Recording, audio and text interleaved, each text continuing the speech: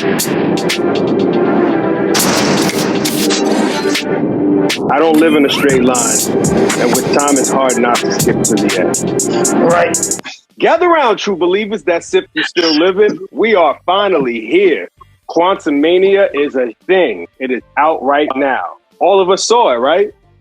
I saw. I don't know if you guys spotted it, but I spotted one of the desert planets, and it's the one that you look at the ground. It's like cracked and parched, and you see like a caravan of denizens coming towards the spot where Janet and Hank and Hope were. Okay. And Janet's like, oh, let me deal with this. And like, she looks like she's fighting the leader of the caravan, and she like cuts off one of his arms and whatnot. Okay. But then he regenerates. It's something that's accustomed to some of the desert people that we saw in the comics and the old Micronaut series, that you have to like, they want to see how worthy you are, how you can take care of yourself in a fight. You can prove to them that you're worth being a part of their caravan. Okay. We saw the whole thing with the giant beast of burden that they used. That we saw the blaster cannons on top. That's straight from the comics too.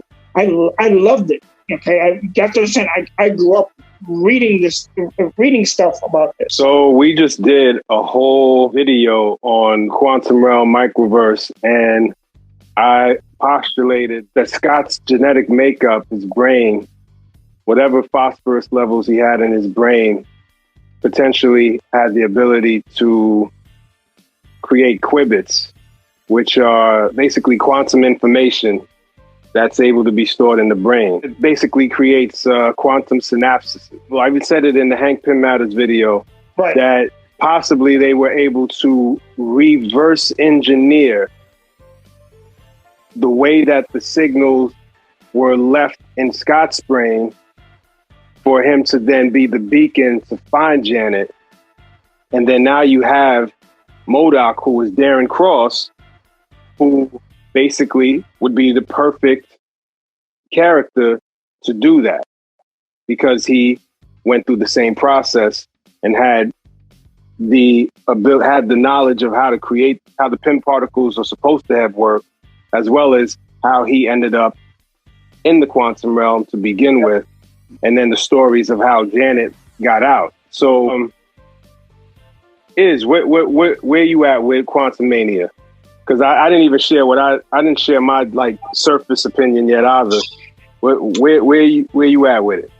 I enjoyed it. You only had one thumb up though. Yeah, I'm gonna tell you why I gave the one thumb up. It felt like a series to me. It didn't feel like a movie to me. It felt like it could have went on the Disney Channel thing. It wasn't better than the second one. I enjoyed the second one more. It was more, for me, action-packed. I felt like it was a lot of running around, trying to, like when they separated, when they first got to the quantum realm, and then for them to get together, and then the Bill Murray thing, for them to meet the extra characters on the side. But all in all, like, everybody wanted to see see what Ant-Man was up to, so I was part of that fold. I wanted to see what Ant-Man was up to there during the in-between, stages of what's going on in the MCU. So for me, it was a good movie. Just one thumbs up. Yeah, one thumbs up. Okay. I'd have to agree with Izzy to a certain extent. It felt like they tried to put too much stuff into the movie all at once. Yeah, I didn't feel that at all. I felt like they didn't put enough stuff in the movie. Like, no, that's the thing. If it would have been a series, they would have had. They could have put even more. Okay, and that's where I agree with Izzy. Just to share what I thought of the movie, I thought that when I loved the movie, the first time I saw it, I thought that I just enjoyed it first time as a movie. Like, I didn't fall asleep on it, and I was tired. I remember being obviously excited about seeing Kang, because that's my favorite villain, Marvel villain. I remember being excited to hear Janet reference the Void in Subatomica, because we had just did a video on that, which should be coming out soon. Yeah. I remember. I want to add that I was happy that MODOK was like more badass than I thought he would be. Yeah. You know? He was less scientific in this movie than his portrayal in the comics. Yeah, in the cartoon. I thought it was genius that Yellow Jacket, a bee, would then become MODOK, who is supposed to lead AIM, which are a bunch of scientists that dress like beekeepers. that it basically happened organically.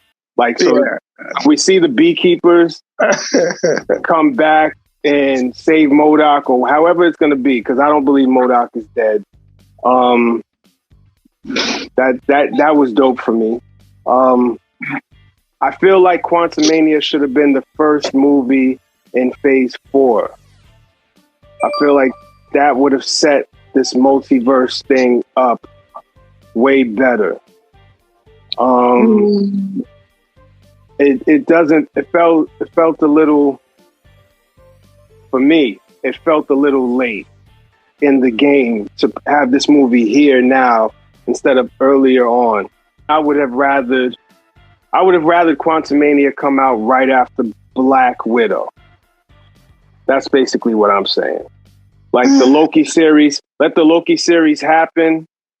Then we get Quantumania. Then we see Loki at the end. And boom, now we're wondering and we're talking about the Loki series even harder, all the way through Phase 4 and set off Phase 5 with that. Set off Phase 5, not with the movie, but with Loki series, season 2. You know what I mean? That's just me personally. Oh, okay, so I see what you're getting at. I see what you're getting at. And lastly, since I saw it twice, when I went back to see it the second time, I realized, and somebody made a point. Shout out Jack from the Direct. He pointed it out, and I felt the same way. Was we didn't see enough of how Kang became Kang. It was dope. It was dope that we saw, like, we know Kang fans know exactly what's being implied. Obviously, at the end, it's explained that he was exiled or he was sabotaged by the Council of Kang. Really, he was sabotaged by Immortus. Yep. And so Immortus sabotaged him. He got stuck in the quantum realm, whereas in the comic books, he would have gone into Chronopolis. Instead, it's either he'd either been in Chronopolis or he would have been in the 40th century. I can't remember the angles right now. 40th or 41st century, around there. It was So it'd be either one of those. But so for the MCU, he got sabotaged. Boom, he got stuck in the quantum realm. But we didn't see enough. All we saw were flashes in Janet's mind about what he had done. That's not enough for you to. That's not enough for you to make Kang the imposing figure that he needed to be to set off Phase 5. So we didn't see enough Kang, and having Kang beat the shit out of Scott isn't enough. Like, we need to know Ant-Man, how the hell did he learn martial arts? Okay, or even just to show, it's like they did the gore effect. They did the same thing to what they did in Gore in Thor: Love and Thunder. He's Gore the God Butcher, but he only killed one. We only see him kill one god, and he did it in a real weak, surprising way. He wasn't butchering anybody. The bottom line is that Quantumania was good. It was missing certain things. There were certain things that did not make any sense based on the storyline. You can't have a storyline where you introduce one of the main characters of the last movie to not even the main character. She's a supporting character that's introduced finally at the end, and she's shown that she has powers. And not just shown that she has powers, but she helps save a life. And then the next time, now this movie is more or less her movie. Like, she's the center figure. Like, Hank took a back seat. This movie was really more about Janet and Scott and Kang than it was anybody else. And she had no powers whatsoever. Didn't even refer to any of the powers that she had in the last movie. We'll talk about that next time. But you guys, you know, I love you guys. In the Name of Comics has been stepping up our game as far as what we're doing on social media. I hope that everybody is starting to follow and tell their friends about it. And you guys join the comments and join us in discussing this stuff online. We're going to have our eBay store up soon, our website. Well, we have our eBay store up, but we're going to have more stuff there. We're going to have merch there. We're going to see you guys in C2E2. If you're out there, make sure you check us out. And yeah, peace.